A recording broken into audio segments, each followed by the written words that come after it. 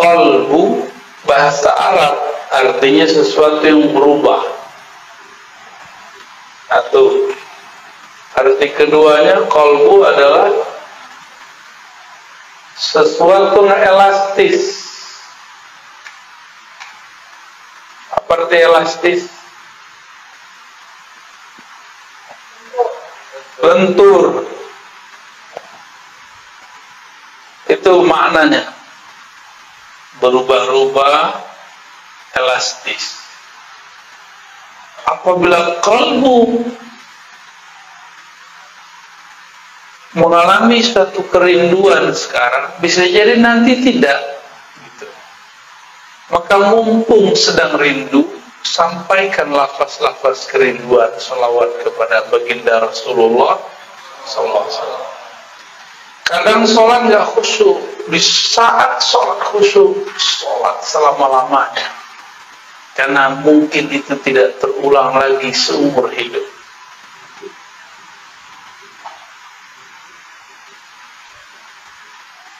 Tapi juga qalbu berarti sesuatu yang layyinah, yang halus, lembut, elastis. Apabila dia dibiarkan mengeras, dia menjadi tiada rasa, dia menjadi tidak peka, dia menjadi tidak bisa dirubah. Jadi ciri-ciri qalbu bermasalah, dia tidak bisa tersentuh oleh kalimah, tidak bisa merasakan getaran-getaran nama Allah. Itu namanya qalbu yang qasih, qaswah. Jadi qalbu kita ini kalau sudah keras, mirip kayak liver keras.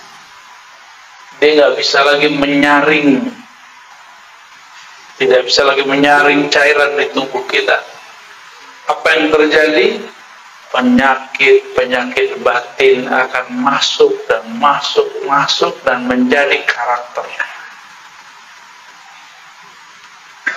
Maka hadirin hadirat yang dimuliakan Allah, qalbu ini sangat penting.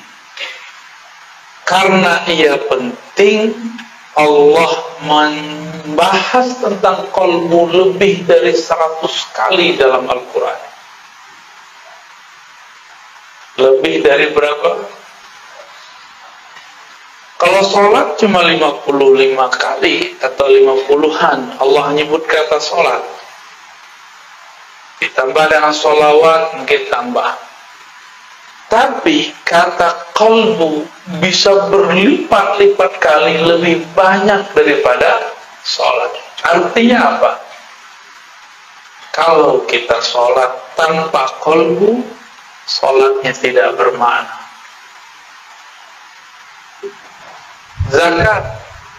Zakat, infak, sedekah kalau digabung 80-an. Aqimus sholawatuz zakah, dua beriring-iringan sekitar 26, 27 atau 28 ya. Tergantung indeksnya, cara membaca indeksnya. Lebih sering qalbu, lebih sering qalbu. Qalbu masih 100-an. Ini baru cuma 28, 26.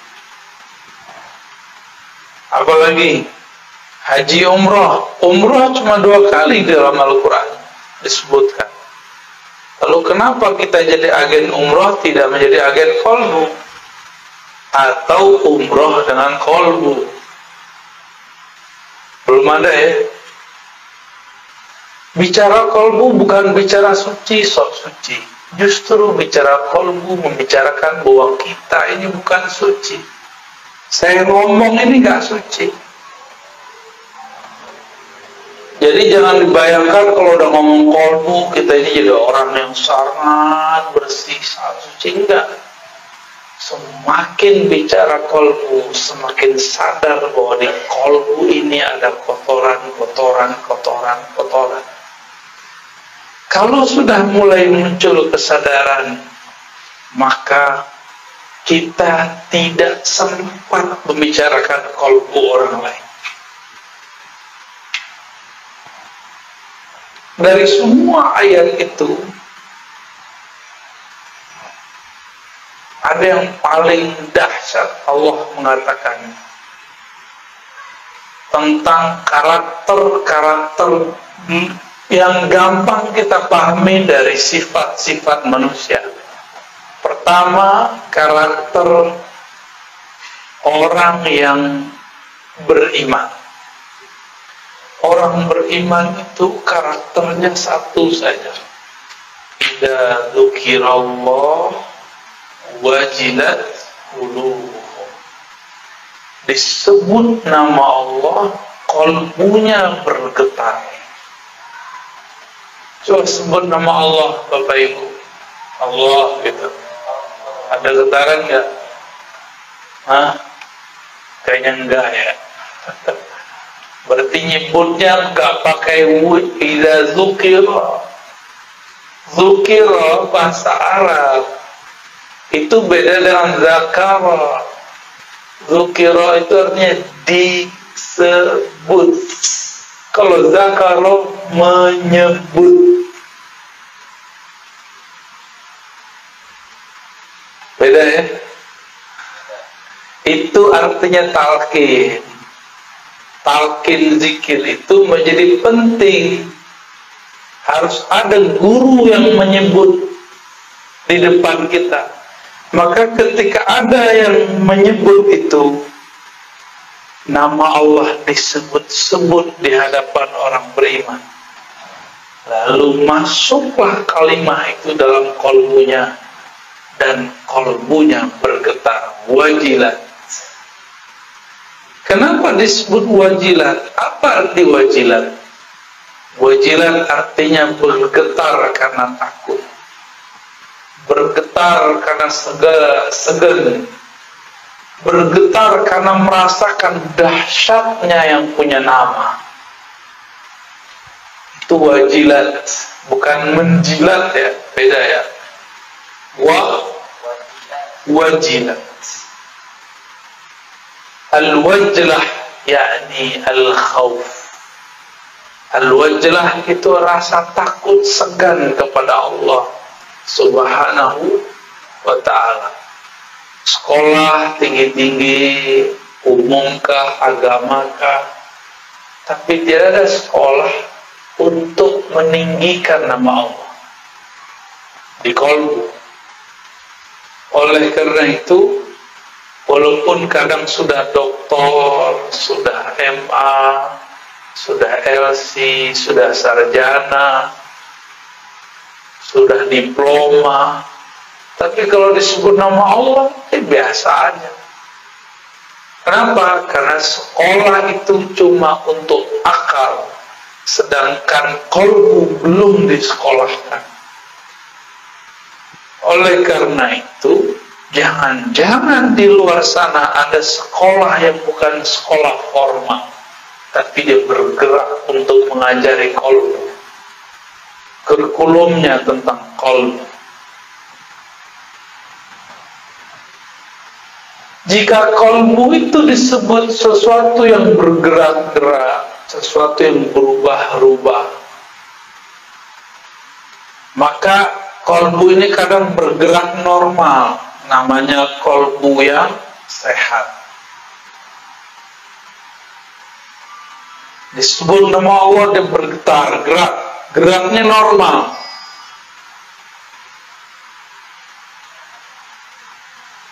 Tapi kadang-kadang kalbu itu disebut nama Allah, dia tidak tergerak. Jangan-jangan di dalamnya tidak normal. Jangan-jangan di dalamnya ada penyakit. Ya.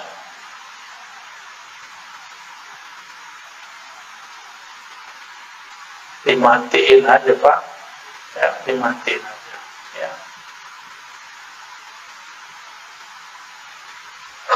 Siap? Aman? Ya, fokus. Ya. Ini lagi ngomong kalbu, lagi genting ini. Kolbu itu bergerak cepat sekali, Pak. Bapak senang, saya sekarang bisa benci dalam sesaat. Bapak benci seseorang bisa senang dalam sesaat. Begitu cepat gerak di kolbu. Maka hati-hati bicara kolbu ini. Ya. Kolbu kalau sehat disebut Allah, dia bergetar.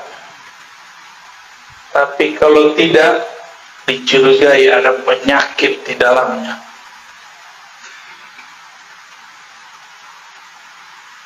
Kalau ada penyakit, lalu bagaimana caranya? Kebetulan ini kan ada Bu Dokter nih ya.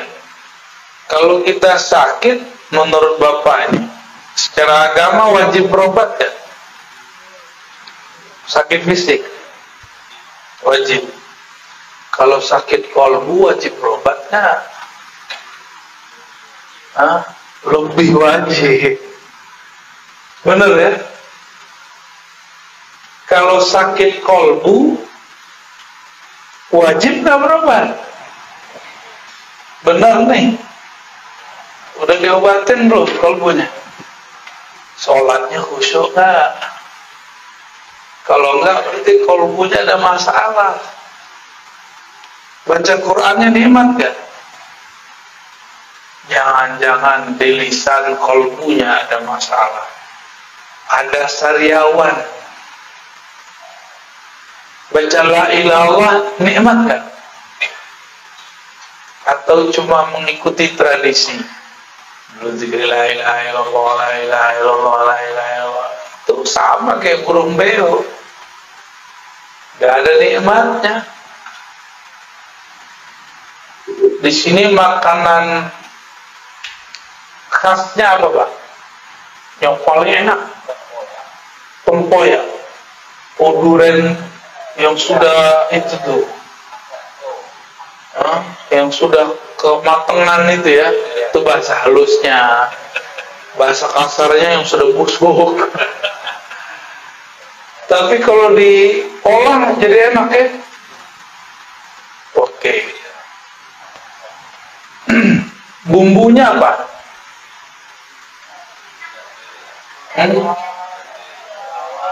Cabai, bawang, oke. Ada orang buat tempoyak tapi nggak pakai bumbu, gimana? Dia sebut ini tempoyak loh. Kiranya kawan belajar lewat YouTube, belajar lewat buku, begini cara buat tempoyak. Kita icip, rasanya nggak jelas. Dibilang tempoyak, bau doyan busuk. Dibilang busuk, kok ada bawang-bawangnya, kok ada asam-asamnya. Kita nanya, ini siapa yang buat? Ternyata yang buat tidak pernah belajar kepada orang yang bisa membuat. Itulah nasib orang membicarakan agama, membicarakan ilmu kolbu, tapi tidak berguru kepada ahli kolbu. Dia berkata kepada orang, inilah agama, ternyata isinya tiada. Itu banyak hari ini. Itu banyak hari ini. Ingin menikmati la ilaha illallah, tapi tidak dengan teknik dan bumbu-bumbunya. Jadi bumbu leo itu ada, bumbunya istighfar. Penikmatnya apa? Yang bikin lezat, micin, tahu micin ya? MSG. Kalau kita masak tuh ada masako, apalagi tuh Ajinomoto, jadi iklan ya. Itu bumbu-bumbu membuat nikmat. Sama-sama tempoyak, tapi jika bumbunya berbeda, yang buat berbeda, hasilnya beda. Oke, sekarang ada dua orang sama-sama pintar buat tempoyak, bumbunya sama, rasanya tetap beda, tetap beda. Itulah yang membuat kenapa ada orang tertarik dengan satu zikir si fulan, tapi tidak tertarik dengan zikir si fulan yang lain. Sebab cara mengolahnya berbeda. Ya.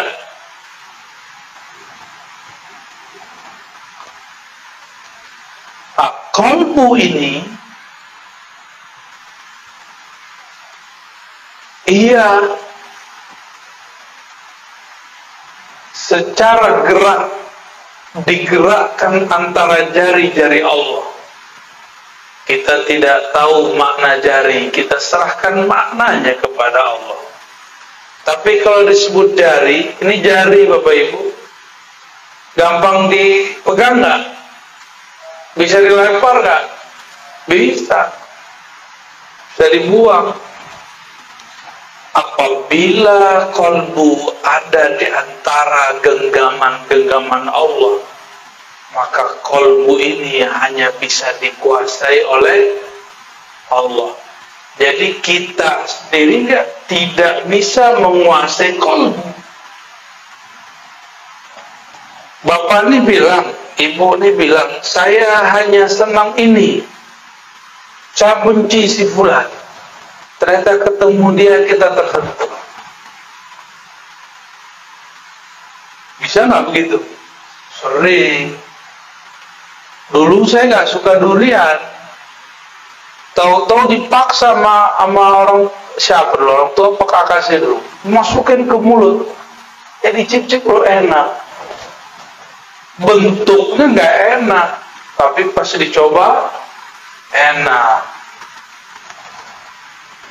Kadang-kadang begitu Pak.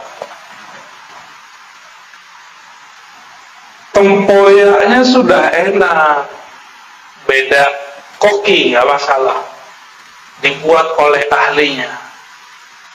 Tapi lidah kawan sedang sariawan, bisa nggak menikmati? Kalau dia mengatakan kok nggak enak, masalahnya di mana? Lidah. Yang harus diobati, yang dimasalahkan lidah atau tempoyak. Tapi banyak orang menyalahkan tempoyak dan yang masak tempoyak. Si Buya tuh, Kiai tuh, Ustadz tuh tidak bagus tekniknya. Padahal kolbunya yang lagi masalah. Ya. Sering nggak begitu? Sering. Kita kalau belajar zikir, kalau kolbu sudah sehat, dia tinggal makan. Namun kolbu ini ada selera. Nih, air. Airnya bersih. Tapi gelasnya kotor.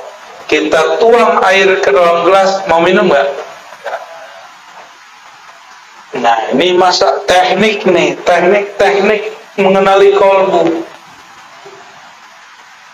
Zikirnya sudah bagus, ulamanya, syekhnya sudah berijazah, orangnya sehat, cuma kotor. Bisa nggak orang sehat kotor? Bisa. Orang sehat kotor bisa. Habis kena air hujan kan bisa aja kan? Mungkin dia habis terkenang masa kecil belum bahagia, terus main-main itu, becean itu ya, mungkin nggak? Atau dia keluar dari kebun, mungkin dia sehat tapi badannya kotor, bisa menikmati? Ada makanan tapi dibawa ke WC, bisa makan? Tuh, kira-kira begitu ilustrasinya. Jijik nggak? Maka kalau kita belajar zikir, kolbunya dicuci dulu, dibersihkan dulu. Jangan kayak orang mau makan di dalam WC, pasti nggak mau makan dia. Dia sehat.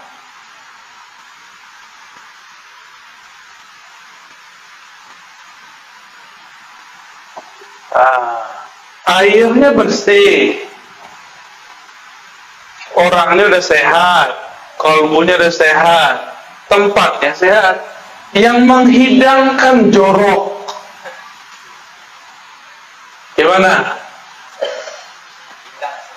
Hilang selera, ya. Maka yang menghidangkan pun juga harus punya adab. Walaupun dia tidak sakit, cuma jorok.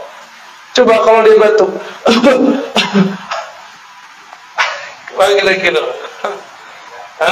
Wah, jangan corona nih ya.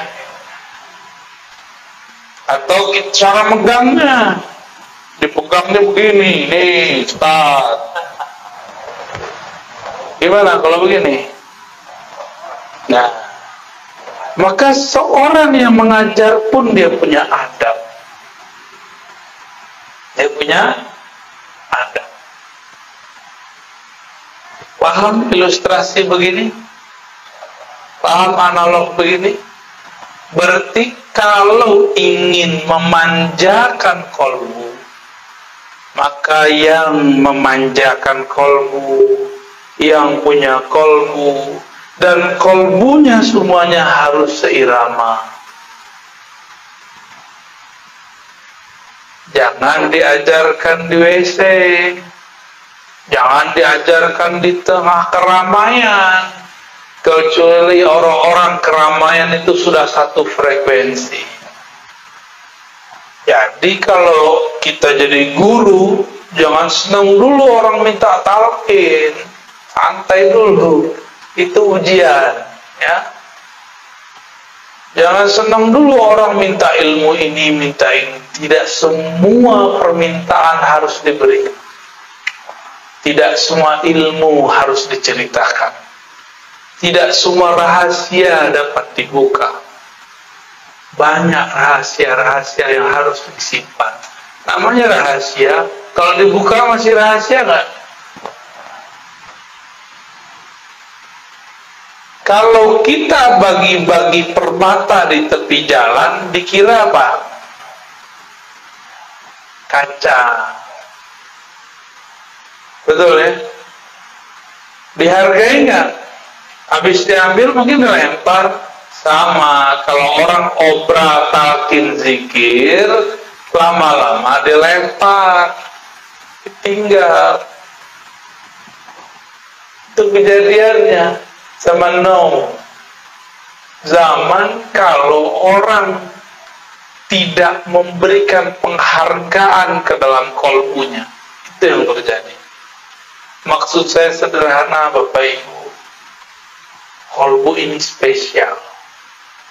Allah kalau ngajak ngobrol makhluknya, itu yang diajak ngobrol kolbunya. Allah apabila ingin menilai seseorang yang dipandang kolbunya. Saya pakai baju begini nih, kan paling keren nih malam ini ya. Amin. Itu apakah kolbu saya paling keren? Belum tentu. Yang Allah pandang kolbu. Jika terbersit sedikit saja saya merasa lebih alim, Allah benci kepada saya. Karena Allah mengatakan, yang alim cuma aku, wahai Ar-Razi. Kenapa engkau pakai sifatku? Itu sifatku. Sifatmu adalah lahir sebagai orang bodoh. Akulah yang memberikan ilmu kepadamu.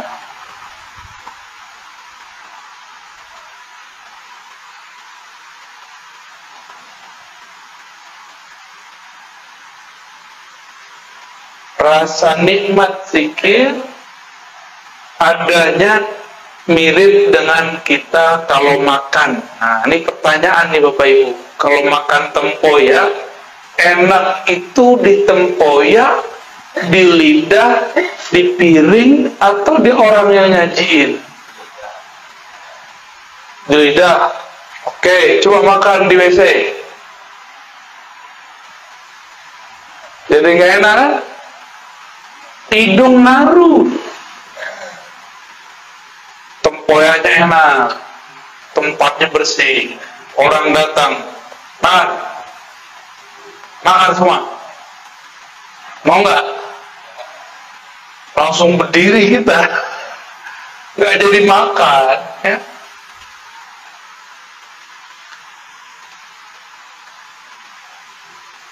Maka semua ini perlu ada tekniknya.